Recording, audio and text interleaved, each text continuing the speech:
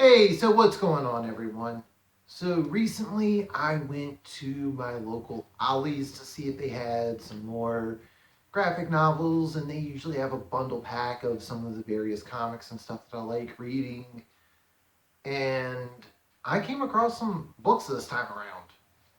So I thought I would make a video of me showing off the books that I managed to find. And I'm going to have the link for Ollie's website in a pinned comment down below. Make sure you check that out to see if there is a local Ollie's in your area. Out of the stuff that I've bought, this is the first time I have ever bought a book that was more than $10.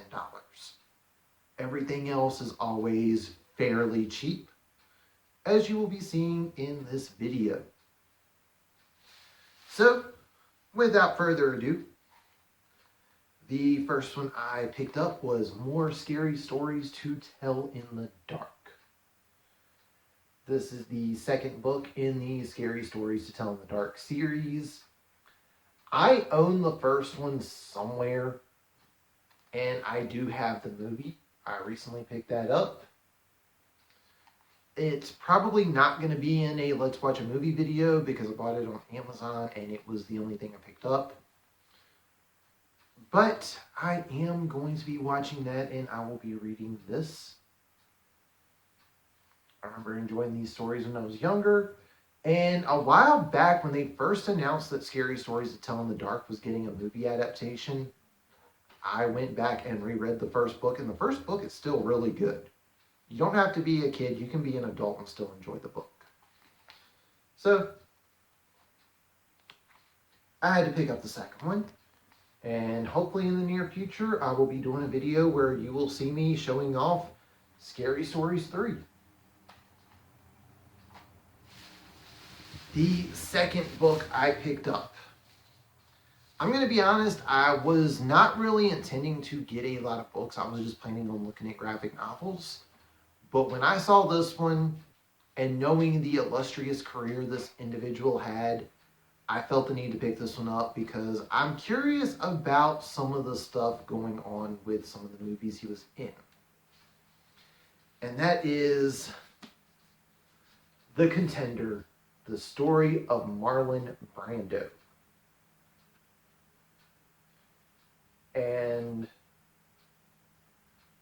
this is a very thick book. I'm not sure what all's in it, but I'm very much looking forward to hopefully coming up with some time to read this one.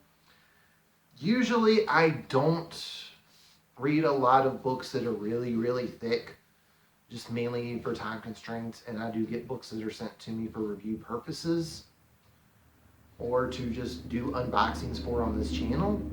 So it makes reading everything I want to read a little difficult. And when something is, in this case, 700 plus pages, that's going to be a little bit of time on my end. So at some point this will be in a video of me showing off what I've read, but I'm not going to promise anything just yet.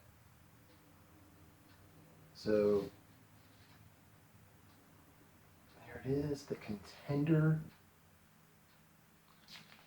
And hopefully, like I said, I'll be talking about that one.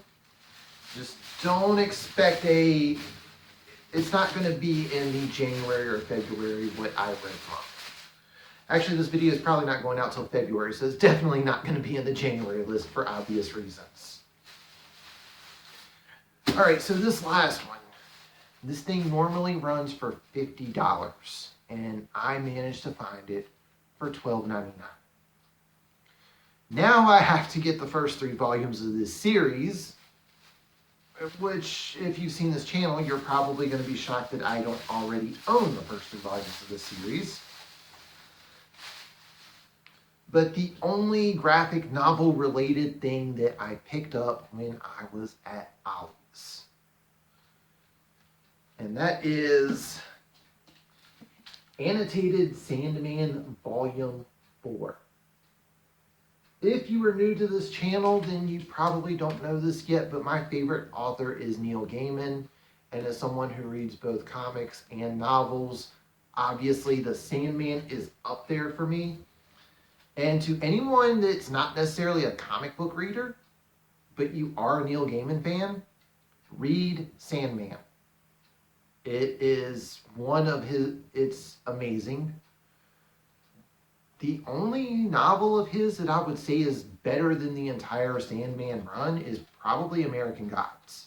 Keep in mind, this is just my personal opinion, so don't hold anything against me if you disagree after you read it.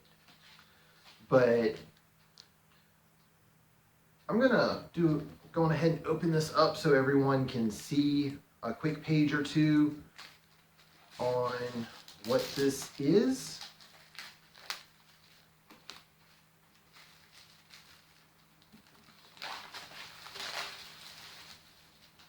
So I'm just going to go to a random page. I'm going to find another random page. Okay. So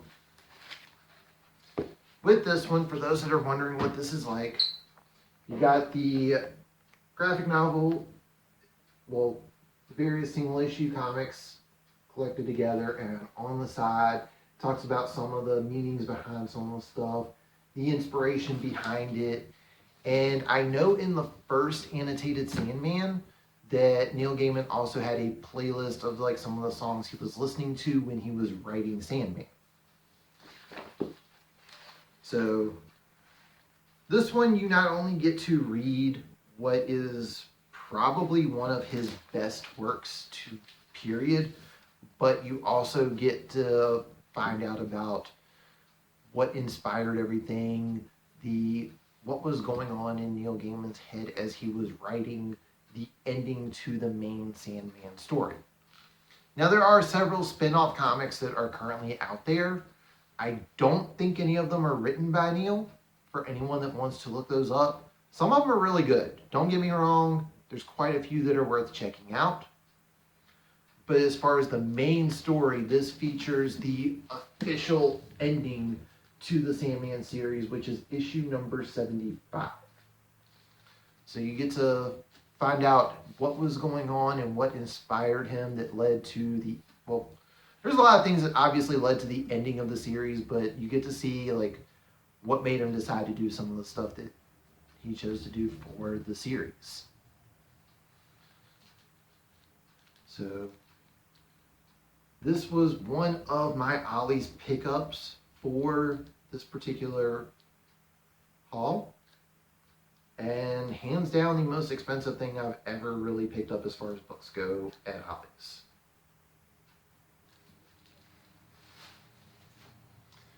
And that is going to do it for this video. If you are new to this channel, hit that subscribe button. If you like what you see, leave a thumbs up.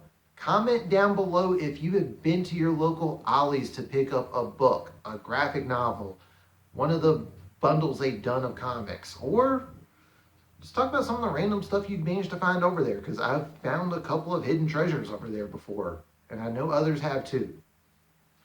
But that is going to do it for this one. Thank you all for watching, and I will catch you on the next one.